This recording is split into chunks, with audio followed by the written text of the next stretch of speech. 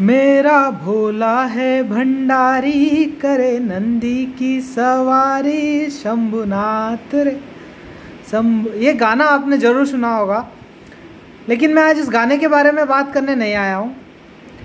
मैं भगवान शिव जी के जो स्वांग उन्होंने रचा है, वो जो दुनिया की सृष्टि रचते हैं, जो दुनिया रचते हैं और उसका संहार करते हैं, उन भगवान शिव ने जो अपना स्वांग रचा है, उस स्वांग के बारे में आपसे बात करने आया हूँ। उनके स्वांग में जो प्रमुख चीज़ें हैं वो आपको एक लाइफ लेसन दे सकती है, उनसे आप कुछ सीख सकते हैं। और उन लाइफ लेसन्स के बारे में ही मैं आपसे बात करने आया हूँ। जो सबसे पहला उनके पास अस्त्र है वो है त्रिशूल। उनका अस्त्र है जो बहुत ही संहारक अस्त्रों में से एक है। त्रिशूल के 3 नुकीले दांत होते हैं और इन 3 नुकीले दांतों को आप इससे रिप्रेजेंट कर सकते हैं कि दुनिया में 3 प्रकार के गुण होते हैं, सत, रज और तम।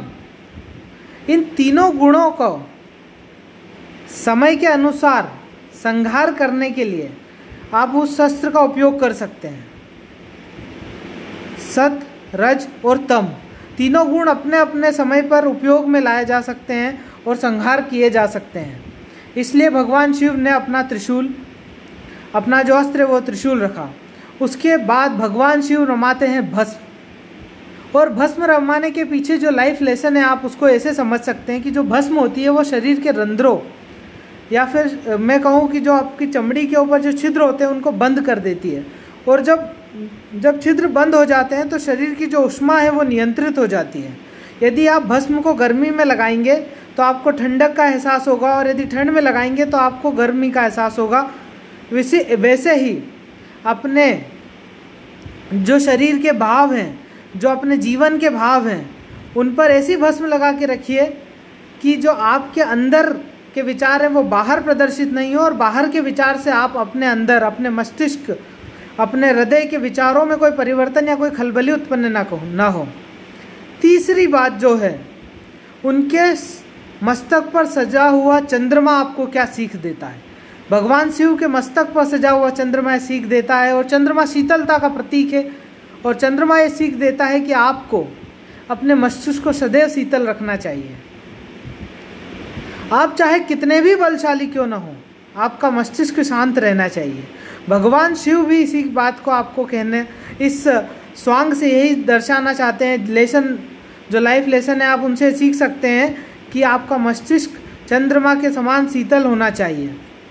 दूसरा, उनके पास उनका जो वाहन है नंदी जो है वो कर्म का प्रतीक है, बलिष्ठता का प्रतीक है, और बलिष्ठ होने के बाद भी शांत, सरल और सामान्य स्वभाव का प्रतीक है, जो हमेशा अपना कर्म करता रहता है इस विचार के बिना कि उसका फल क्या है और उस फल को कौन भोगेगा। वही भगवान शिव के नंदी से आप ये लाइफ लेसन ले सकते हैं कि आप, कई बार हमको लगता है कि मैंने जो काम किया है इससे किसी और को फ़ायदा होगा। काम करना ज़्यादा इम्पोर्टेंट है, ना कि उसका फ़ायदा देखना। तो यही आप लेसन उस नंदी, उनके जो नंदी भगवान है, उनका जो वाहन है, उनसे आप सीख सकते हैं। तीसरा जो है सबसे इम्पोर्टेंट, उनका जो तीसरा नेत्र है, उससे आप क्या सीख सकते हैं। उससे आप ये सीख सकते हैं, अब सबसे इम्पोर्टेंट लाइफ लेसन आप ये ले सकते हैं कि अपना जो ज्ञान चक्षु है उसको सदैव खुला रखें। हर चीज़ जो आपके कानों ने सुनी हो, हर वो चीज़ जो आपकी आँखों ने देखी हो, वो सही है या नहीं है, इसकी पूर्ण रूप से सत्यता नहीं हो सकती। कई बार आपकी आँखों के द्वारा देखा हुआ भी झूठ हो सकता है, कई बार आपके कानों के द्वारा सुना हुआ भी झूठ हो सकता है, लेकिन जो आपका तीसरा नेत्र है, जो विवेक का नेत्र है, वो जो विवेक का नेत्र आपको जो सही मार्ग दिखाता है वही सत्य मार्ग हो सकता है। ये लेसन आप ले सकते हैं। आज के लिए इतना ही। हर हर महादेव।